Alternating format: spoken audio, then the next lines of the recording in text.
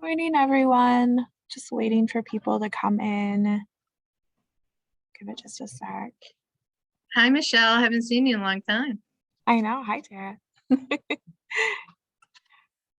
The number just keeps going up. Oh, how many people do we have? We're at 102 right now. Oh, more 100 people? Okay. Now Well, I'm really nervous. sorry, I shouldn't have told you. Hi, everyone. Welcome to the Opportunity Starts at Home webinar with Tara Rollins. Tara is the first executive director of Utah Housing Coalition, a position she held for 17 years. Under Tara's leadership, the coalition grew to over 125 members.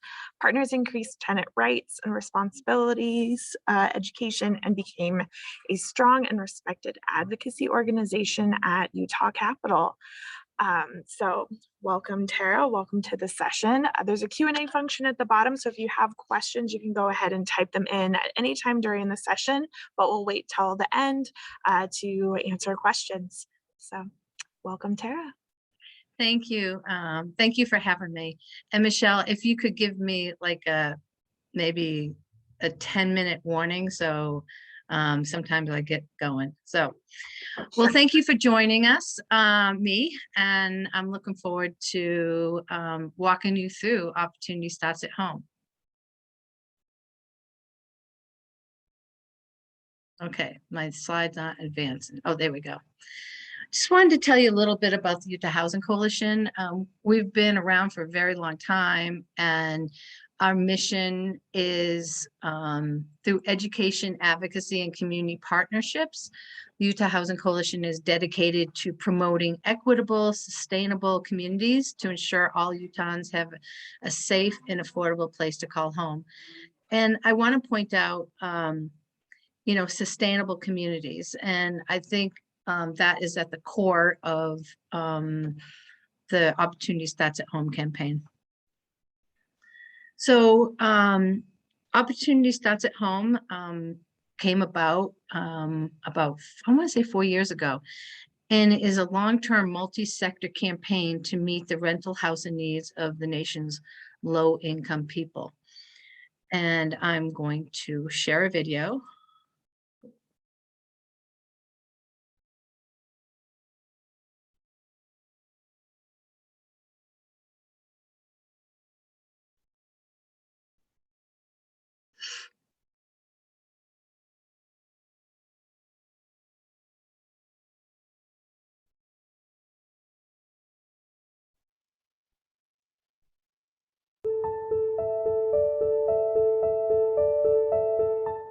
The affordable housing crisis has reached historic heights, most negatively impacting the lowest income people.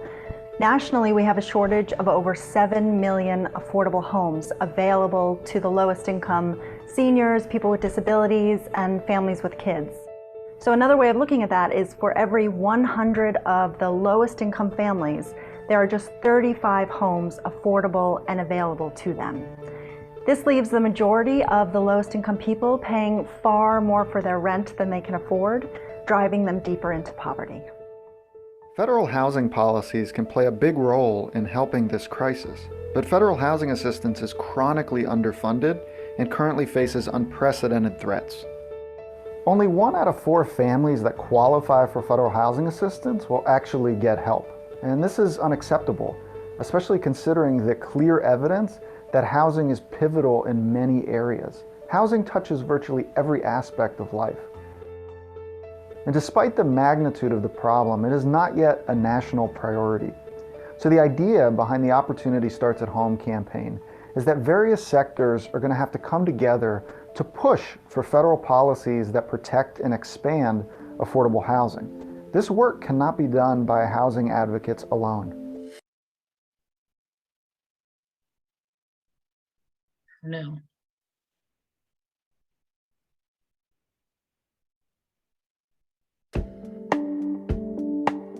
That's why we need and are launching this new campaign. We need something beyond what's been done in the past. We need a broader-based campaign. We need leaders, people who are active in a broad array of endeavors, from healthcare to jobs to employment to community development. We need people across the political spectrum, and they need to come together and really help the public get a deeper understanding of the severity of the problem and why it should be elevated, in my view, as a national priority.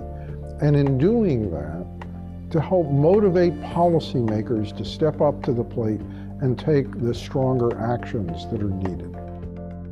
We decided to join the multi-sector housing campaign because we recognize that there are so many issues that affect the health of individuals that we simply can't isolate ourselves in the stovepipe of healthcare alone. It is affected by and it affects so many other aspects of people's lives: education, income, environment, and so many other factors. And housing is one of the most important. Unless we step up and do it, we in the health community step up and join that effort, we're derelict ourselves. If we just simply concentrate only on the medical and healthcare side of things, we're losing both the opportunity and we're facing the danger of not succeeding. At which point, in healthcare, all we're doing is putting a Band-Aid on a problem that requires so much more. Housing is a critical part of the civil rights advocacy work. And so our goal as an organization is to reduce residential segregation wherever it exists. That's why it's necessary to have a federal policy landscape. We need a federal policy landscape to affirmatively enforce fair housing in a way in which all citizens are experiencing equal protection under the law, and we remove people from under the specter of social immobility. One's zip code should not determine their life's future. But racial inequities show up in all facets of life, and you cannot address inequities if you're not dealing with housing. The Children's Defense Fund decided to be a part of the Opportunity Starts at Home campaign and project because we believe in ending child poverty, and we believe that this campaign will have a tremendous boost in increasing access to housing for children and families across America. And without that access, we don't believe that we can really address child poverty. This is not just about housing, it is about income inequality, it's about racial disparities, and it is about the future of America and whether or not all children have equal opportunity to advance their futures. Housing is crucially important to our sector of work. We're an anti-hunger organization, and when people can't afford their housing, that means that they can't afford adequate food. When rent's too high and they have to pay rent, they don't buy enough food, or if they're buying enough food, they fall behind on rent and they're going to be evicted. I taught for years at a place where kids felt lucky that they were able to move out of their cars. I remember one of my students came back after getting into affordable housing, and his mom brought him back so that I could, just give him a hug, and he was so excited. He says, "There's grass, there's grass in front of our house," because he was used to a sidewalk. He was used to sleeping on the street. That means that little boy is going to be able to concentrate on his homework. He's going to be able to participate in class. He'll be singing his ABCs. They're better students. They're going to achieve more. That home is the center of their universe. People who are housed are not homeless.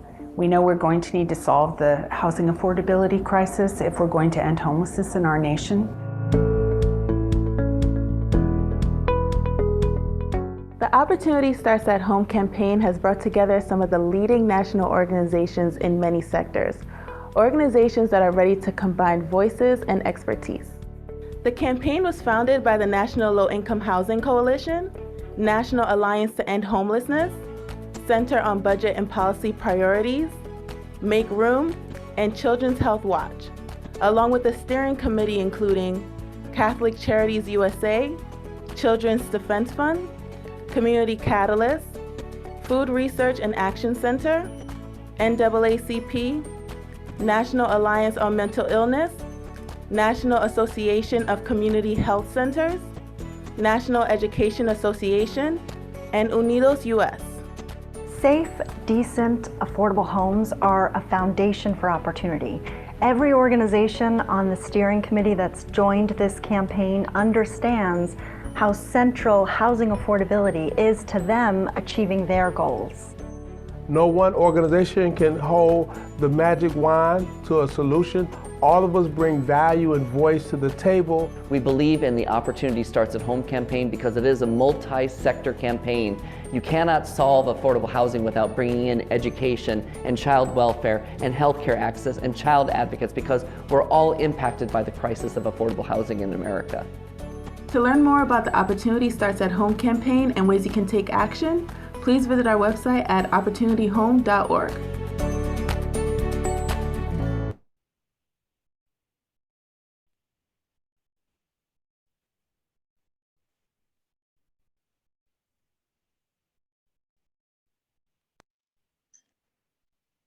Okay, well, okay, good there. As you can tell, I'm a little rusty on, on all this stuff.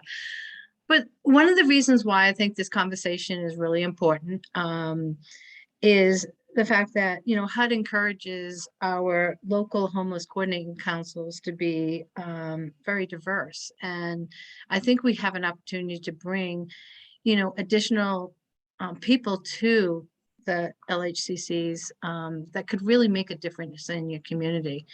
And some of the differences I think we could make is yes in my backyard, not no in my backyard. As people learn more and more how important housing is to the outcomes of many sectors, I think will bring more and more people along to have a better understanding of housing people can afford. So education is housing. So when you're looking at housing, you know, teachers know that children learn better and are more likely to graduate when they live in a stable, affordable home. Affordable housing options located in economically diverse neighborhoods can lead to economically diverse schools, which consistently drive strong student outcomes for all children. And as you know, many of you who are out there, that we have a real issue when it comes to students being able to stay in the same school or even the same school district. So it's really important that we try to stabilize children so they can have a greater future. And, you know, as we saw in the video, you know, hunger is housing. And I thought last night, you know, I'm cruising Facebook and I saw this great quote from Gina Cornea, who's the executive director of Utahns Against Hunger. And it says 1 in 8 Utah households experience food hardship, meaning there are times throughout the year they can't afford enough food. Increase in wages, increase in opportunity and education, as well as more affordable housing could push those numbers down.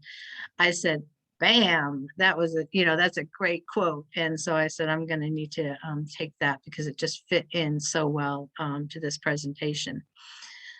And, you know, as we know, we've done a lot of talk about health and housing, and investing in housing. You know, it's twofold. One is, you know, the savings on healthcare and the people that are providing the healthcare. You know, over 111 billion in avoidable health costs over 10 years because of housing instability. You know, affordable housing and unstable housing causes and perpetuates health disparities, while also ballooning health costs.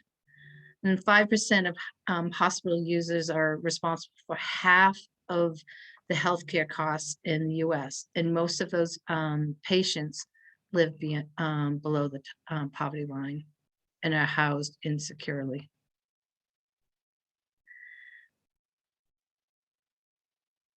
Okay, why wasn't it? Okay, there we go. But it goes beyond that, the outcomes of, our community members, if they're in a healthy, stable home, is so important for the advancement of their growth and their education. I won't read all these, but low-income children living in substandard housing are more at risk for asthma and hospitalization. Housing instability and homelessness have been linked to the increased risk of depression, mental illness for adults and children over their lifetimes. I think the key there is over their lifetimes, not just during the situation. So I will make this PowerPoint available to you so you can have this, because I think these are some really great talking points. Adults, also, much different than just children in terms of, what happens with their health care. Adults who move frequently as children are more likely to report being poor mental health, including depression and anxiety, and higher rates of smoking compared to adults who lived in stable homes as children. These issues can really change people's minds if they really, think about their community members and in healthcare in their community. And I want to point out older adults, Kelly Romer out there, I want to make sure I brought seniors into this. And so, older adults are at the center of our nation's affordable housing and homeless crisis. And our nation's population is aging and income inequality continues to grow, especially for older adults of color. We have seen, preaching to the choir, I know, such a high level of seniors being displaced, whether it is from the housing that they've lived for a very long time and no longer can afford because rent increases, as well as just, selling of properties. We also have, landlords not renewing leases because they know they can get, additional funding. And so it's really important that we keep an eye on our seniors. Older adults who are housed after experiencing homelessness report fewer depressive symptoms and acute care utilization. I think it's important to, know that, when they're housed securely, they're much better off. Criminal justice and housing. This year, I love this quote because it's from George Bush, and it's old, but it still stands. I mean, America is the land of the second chance. And when the gates of the prison open, the path ahead should lead to a better life. And as people move, out of prison or jail, it is extremely hard to rehouse them because there's a lot of barriers and there's a lot of misinformation about people who are coming out of jail and prison. And so they are caught in trying to do the right thing, but oftentimes are led into, areas that are not sustainable for them in terms of, finding a job, finding a job that pays money. How can you have a job if you don't have a home? So here's some, some additional information on that. And then I really want to talk about eviction. And so eviction, this particular slide, it came from the courts, and this is called a judgment. And so what happens is when somebody gets a 3-day pay or vacate, they go to court, blah, blah, blah, blah, blah. But then if they don't show up to court, this is what happens. There's a judgment and the renter can't speak on behalf of themselves. And so this is permanent. And so when you look at something, previous balance, 0, and then the daily rent. And then they have future rent, late fees, utilities, insurance, parking, miscellaneous, service of notice, eviction turnover. Now we get into treble damages, and treble damages is 3 times the daily rent that somebody stays past their like pay or vacate, 3-day pay or vacate, or if it's they've given them 15 days, etc. And so that can add up very quickly. And as you can see, if you go back up to future rent, and so obviously, why did they need the future rent? And so it's just terrible. And then we have court costs, attorney fees, and then they did give them a credit of $6.29. But the total judgment is $4,500. And then on top of that, it will be 24% added until it's paid off. And then if it goes into debt collection, they add another 40% onto that. It's really difficult to catch up. And so I call this, evictions are financially crippling our friends and family. And so we put this upside down pyramid together to show where people enter in and they pay like a $50 application fee. And we know how many application fees are people are paying. And so then moving costs. And so this is from an actual case that we looked at, from the court. And so lease initiation fee, and then the deposit, and then you have your rent, and then you have your media, and then you have a carport. And many times people don't know that they're going to have to, have their media package or their carport, and that's an additional thing that they have to budget for. Then it turns into the rent. And then you have late fees, notice fees, media fee, carport. So now you're living there. And then you have your utilities. And then if you get a 3-day pay or vacate, this is what you owe. If you can't pay that in 3 days, you're best to leave. And unfortunately, there's no place for people to just borrow like $200 to be able to make their rent, except for going to a payday lender. And so I think we need to create some opportunities for places for people to be able to pay their full rent, because most landlords will not take partial rent.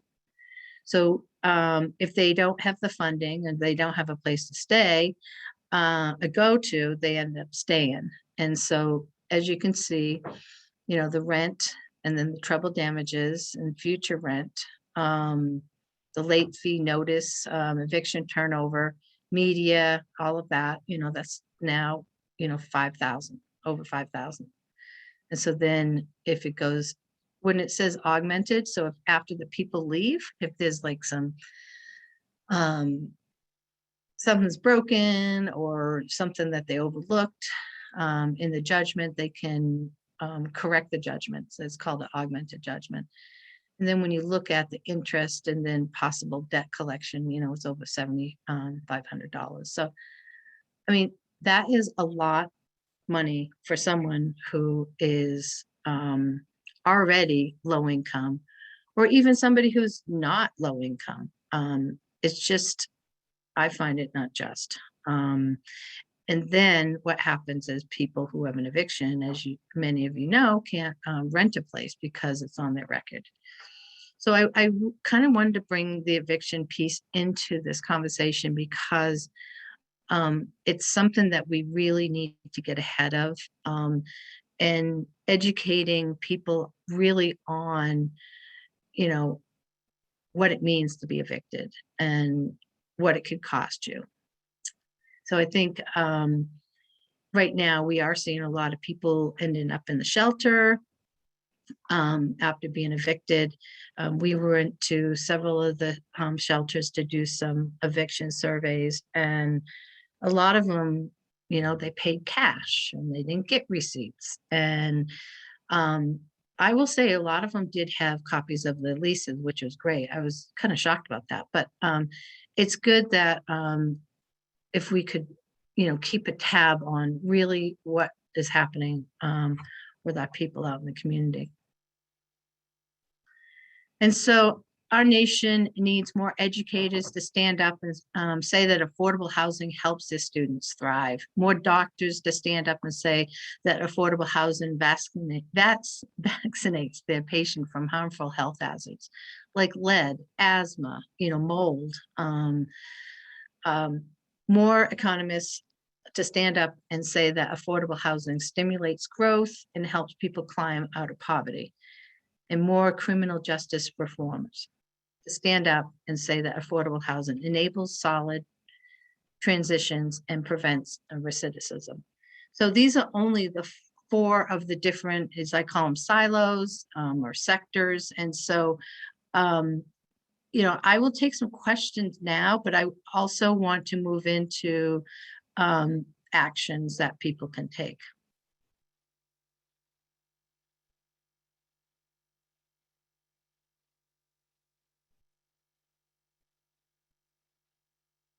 Are we ready for that?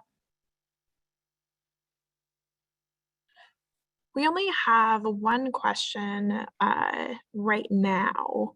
It says, what kind of policies are most effective in reducing housing costs across the board?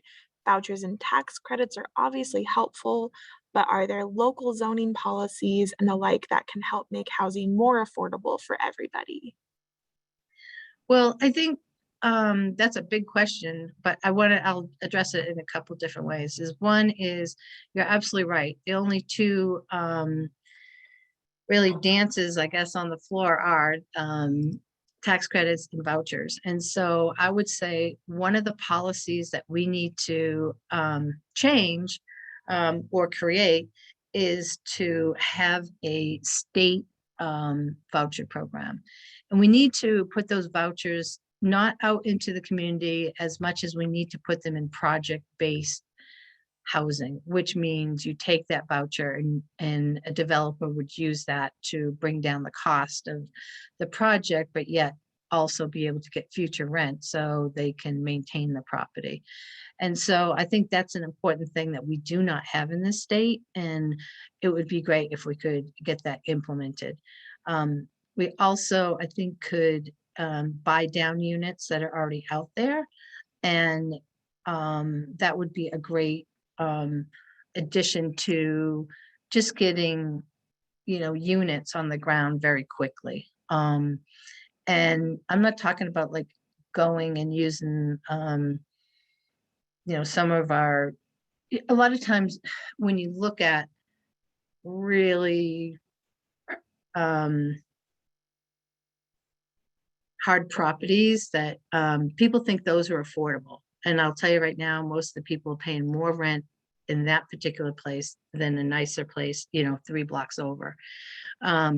But we need to make sure we're not investing in that stock, that we're investing in healthy, you know, housing. And so when we're buying down units, we need to make sure that we have not an absentee landlord there. We need somebody who is part of our community. Because that's part of the problem too, is that we have housing is no longer a shelter, it's an investment. Yes, housing has been an investment for a while now, but at the same time, it's become a portfolio, and portfolios are supposed to perform. And the people that own the portfolio are not living in our community. So I bring that up because it's really important that we invest back in our community and the community that we have. I do think there's some zoning issues, and those are, you can get down a rabbit hole when you're talking about that. But yes, we do need to make some zoning changes. And I can't remember, there was one other thing in that question.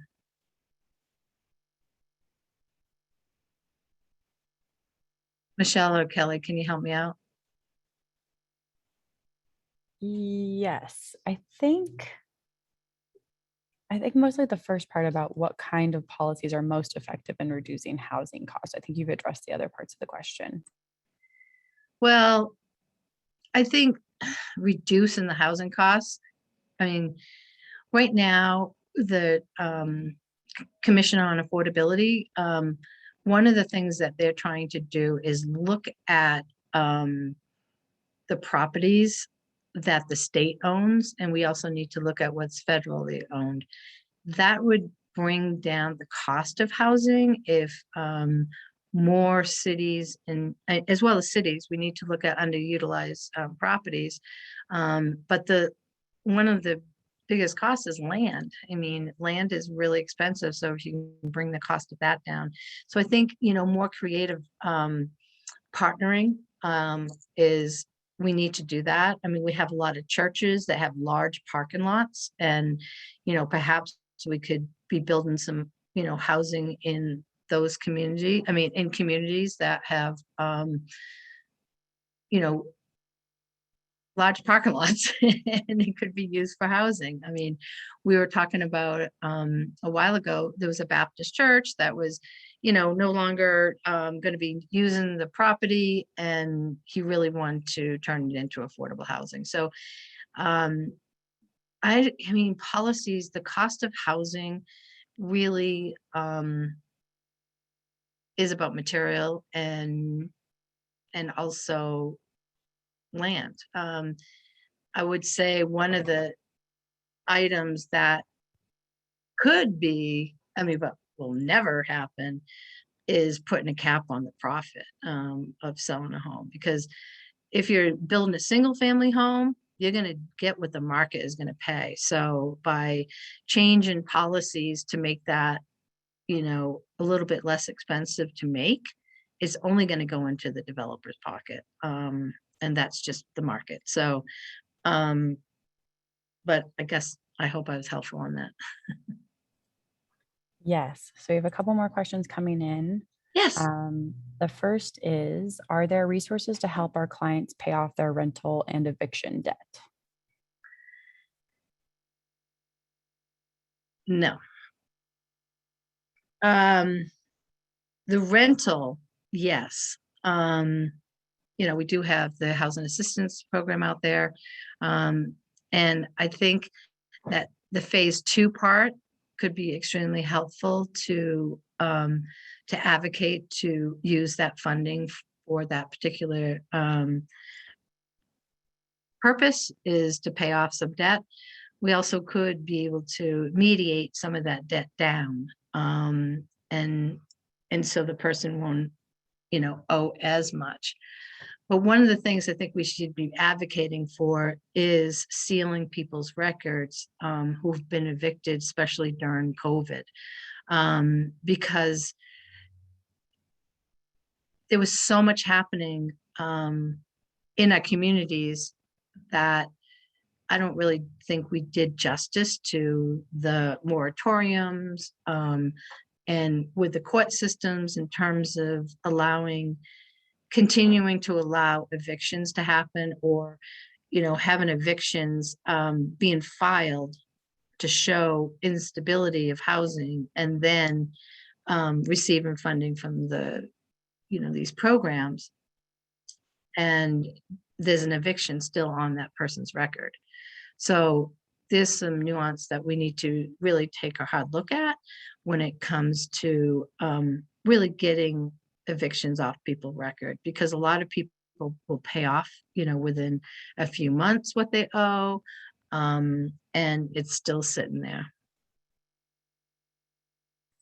So if anybody wants to talk about, getting that debt reduced, or, let's have a conversation, please reach out to me. And we meet weekly and talking about what we're seeing on the ground, and I'd like to, have more of a dialogue to see what they're seeing. Awesome. Thank you so much. The next question is, could closed down shopping malls be converted into affordable housing projects? Absolutely. There used to be a gentleman, I remember working at Assist, and that was like a long time ago, 20 something years ago. And there was an architect developer who always talked about that, and taken, old like shopping centers and creating a different use for them and with housing involved. And I think that's genius. And one of the things that we really need to, be looking at, if we're going to talk about housing, I could talk about this stuff all the time. All right. So one of the things we need to do is make sure we're talking about, or when you hear about developments in your community, let's do a mixed use and let's get daycare in there. Or if it's a food desert, let's get a grocery store on the bottom. I think those are some of the things that could really happen. I think about, Cottonwood Heights right now on Fort Union, the reams went out, all these things are going out. And, there's a really nice opportunity to be able to build commercial space and housing there. And I think we need to start thinking more about exactly reusing or, how do we convert properties that already exist into housing or to an asset that we need in that community. Awesome. There's a request for your contact info. And I can throw that into the chat if you'd like me to share your email, and also Oh, maybe absolutely. Yeah. do that So at the end. I think one of the things that I'm really positive about and wanting to see more of is conversions of properties that are hotels. But I'd like to see it done in a little bit different way. I think we have an opportunity because our hotels are constantly changing names. But we need to start playing in the market opposed to buying things that need so much work, has a lot of deferred maintenance. And so when I say play in the market is that we have a lot of, resident inns. And so they already have a toilet. I mean, that's the, thing about converting them is that they have a lot of toilets, and that's really important, the plumbing. But resident inns also have like a kitchenette, and we have a lot of people traveling for business, and so those are some of the things that I believe that we should be looking at as opportunities to convert into housing or workforce housing. And I think workforce housing is important to talk about because it's really $12 an hour, $13, $14 an hour that people are making for in these service jobs that are really bringing millions of dollars into our community through tourism. And so really talking about building that infrastructure for the workforce that are going to support those businesses, I think is so important. Awesome. Thank you. I have one more question about sort of your success or experiences talking about these policies to legislators or policymakers, and in particular, in light of some of the statistics that you shared about, child health outcomes when families are moving a lot. Like, what sort of angles are you taking when you're when you're talking to policymakers? Great question. So one of the things that we have been very successful with, and I just don't mean the coalition, but we have this group called the Family Investment Coalition that meets during the legislative session every Wednesday, and then we meet monthly afterwards. And so it's all, stuff that is affecting families on the Hill. And so we've been able to really build some partnerships in that particular group to talk about housing across the spectrum and, healthcare and education. But I think if we go higher up, we also have, Intermountain Healthcare that has really spent a lot of time on the Hill talking about how important housing is. And so, they have been able to be there and be able to persuade lawmakers on putting money into affordable housing. And I think that is really the important pieces. Their lobbying is just so much, more powerful than, our coalition, I would say. But they're part of my coalition. I have them on my board, and so I say that. But I also think that, when it came to McKinney-Vento and, talking about children and housing, I think that's very powerful. People, legislators only know what they know. And so it's so important for, us to be talking about this, from the sense of people. And so when we talked about the McKinney-Vento and the children, housing and how they access housing, and perhaps creating a program around that, it was really well received. But unfortunately, things changed at the end of the session, and so it didn't get funded. But I believe that the sentiment was really there to be able to invest in that.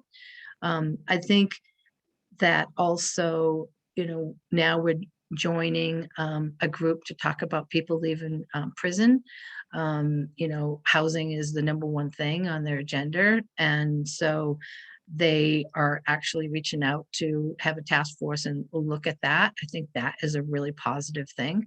And, when you look at the direction and what I hear, Wayne Niederhauser talking about, is he understands that we need to have, healthcare at the table, and we need to have mental health at the table. We need to have behavioral health at the table, to be able to, solve, housing instability. And so I think the message is really getting out there in terms of let's invest in our people so they can prosper, because if they're in a good place, they're going to be able to give back to the economy. And so I just think it is an exciting time. And I felt like this topic was, so on point to really talk about how powerful and how it could be a collective impact, on housing. And because time's changing, and I think people are starting to see housing in a different light. Okay, we had one more question come in. Okay. Are there any creative ways within the tourism reimbursement laws to help with housing the service industry workers that are the foundation for the quality of tourism, i.e. hotel and restaurant employees? Can you read the beginning part of the question, just the first? Yes. Are there any creative ways within the tourism reimbursement laws to help with housing? So I think there is, because there's, sales tax, room tax, sandwich tax. I mean, I think, if we were able to increase that a little bit, it could be, put into a dedicated source for housing. I also think that we have assets in our community, especially in our tourism communities, that we're not tapping into. And I would say that when you're looking at, I always use Moab as an example, but if you're looking at Moab, like, who's making the money down there? I mean, it is number one, like bike, let's say Cannondale, Trek.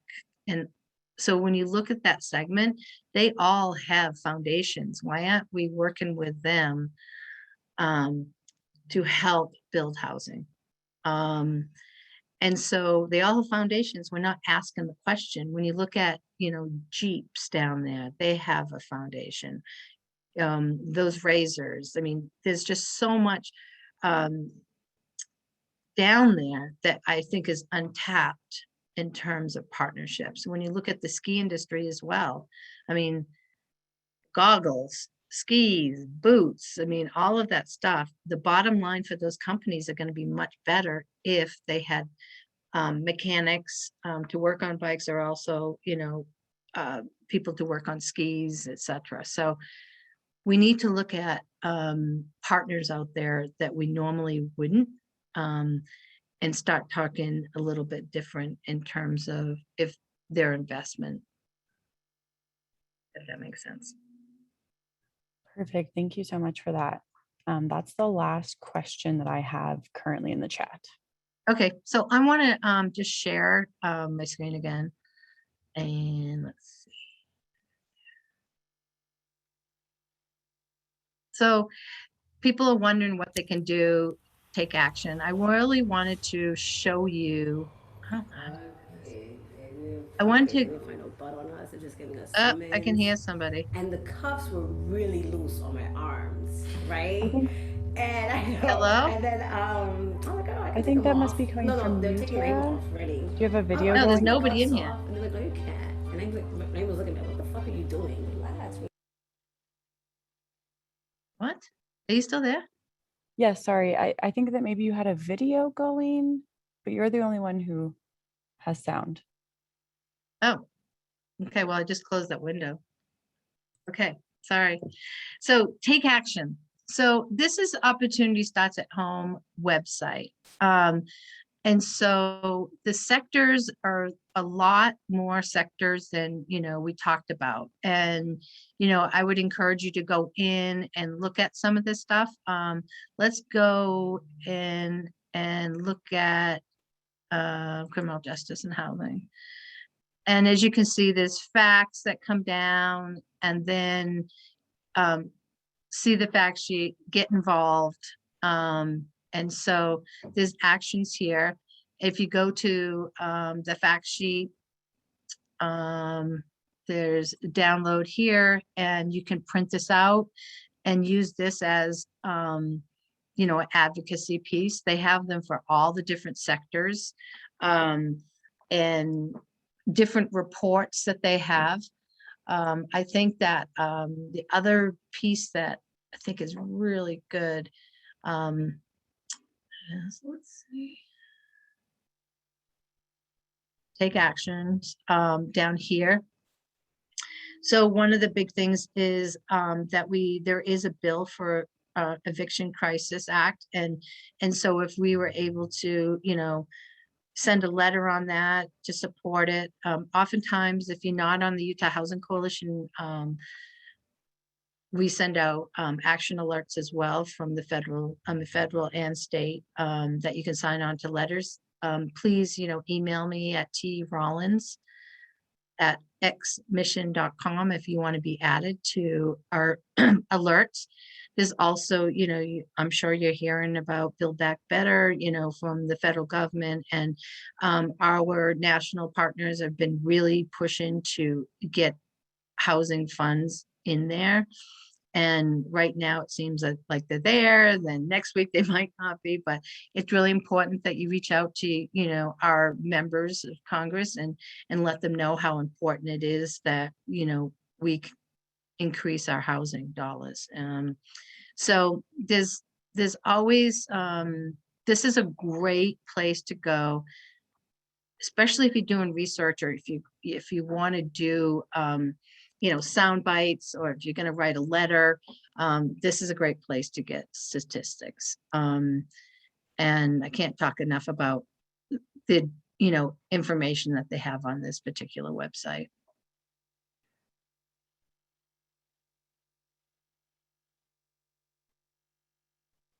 So does that bring us to the top of the hour?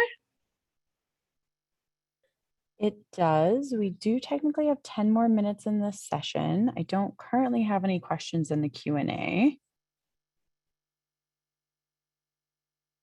Okay, I guess it went really fast, huh? I guess I was nervous. Well, I could talk a little bit about advocacy and the importance of, staying in touch with what's happening on the Hill. And that's something that we do, on a weekly basis, that we highlight what's happening with housing and homelessness. There's a lot more bills that than you'd probably want to look at, because our membership is so diverse. We have somebody from a provider all the way up to somebody who's investing in housing. And so we oftentimes will have maybe, I want to say 15 bills that we list that we don't even really follow unless somebody, brings it up to us. But we want to educate people on what's happening on the Hill. I really encourage you to reach out to your senators or representatives and give them a tour of your facility and talk about what your needs are in your community, because they have no idea. Oftentimes if I talk to somebody, they say, well, I don't hear about any problems in my area. Or if we're asking for money, they say, well, how's this going to help my area? And so if you were to reach out and, chat with them and give them a tour of your facility, or go meet with them and tell them what you're doing in the community, so important. Because I think eyes are wide open right now to really see, systems that are working and systems that are not working. And so promote your system that is working.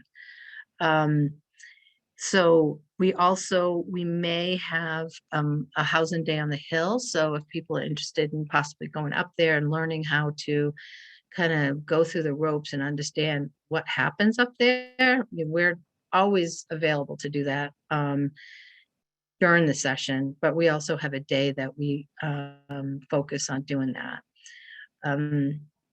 So, I challenge you to definitely look at your LHCCs and really strategize about who in your community from those sectors that could be more involved, because they're very powerful. A lot of them have powerful lobbyists, and they just haven't been asked to be involved. And so I can't encourage you enough for that. And if anybody wants, please call us anytime. If you're looking for somebody, throughout the state, because we know a lot of people throughout the state that are doing work on the ground or investing, I would say, in their communities, whether they're a nonprofit developer or for-profit developer.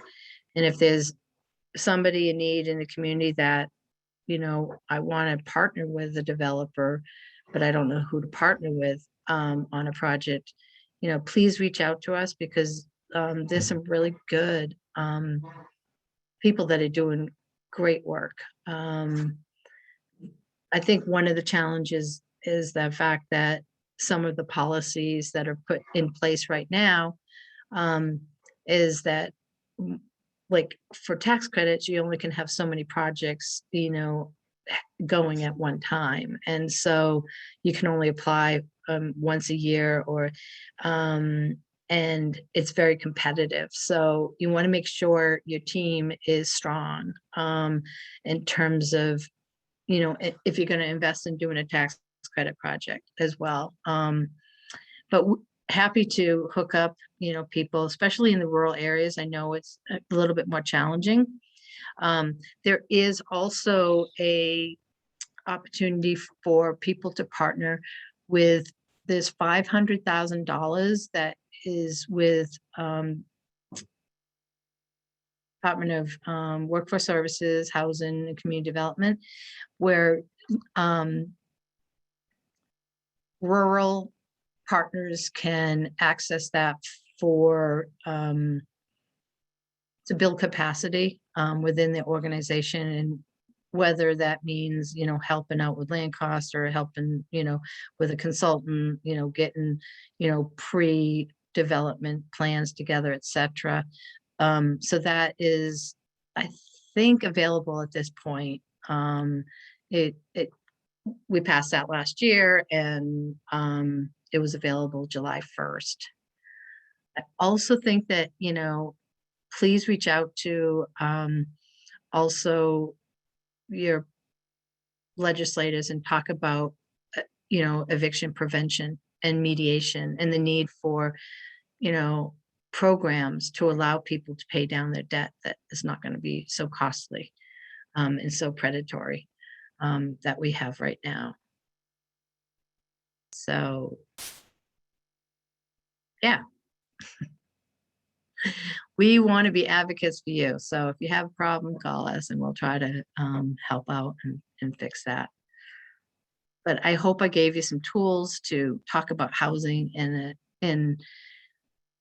a different way, because sometimes we get stuck, just talking about, through our lens. And I think there's other lenses that we can be talking about housing and how investing in housing is going to save over here. It's going to promote this. It's going to, alleviate this. It's going to, there's so many actionable things that happen once the foundation is there for someone to be able to settle down and focus on their future. Perfect. Thank you so much. Unless there's any other last minute questions, type quickly. If you would just maybe say your email one more time so that Sure. folks can definitely write it down. So it's T Rollins. So it's ROLLINS at XMISSION.com. One more thing I should have brought up once we kind of started talking about other things. If you go to our website, utahhousing.org, we actually have rented toolkits, and we have them in English, Spanish, Arabic, and Vietnamese. And so the toolkit is a good resource to help people understand what their responsibilities as a tenant is, and also has other great information in there.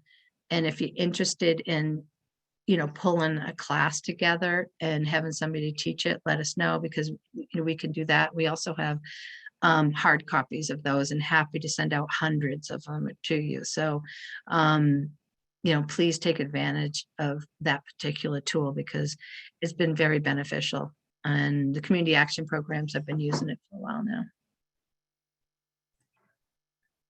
Perfect. Thank you so much. Looks like we will be done just a couple minutes early, but if anyone has any questions, do reach out at the email that Tara shared. And other than that, enjoy the remaining sessions. I have a question. Yes. Are you going to be able to put my PowerPoint to Yes. people to access? Okay, I'll send it to you, and I'll make sure I put my information on the back page. Perfect. That sounds great. Okay, thank Thanks, you. all.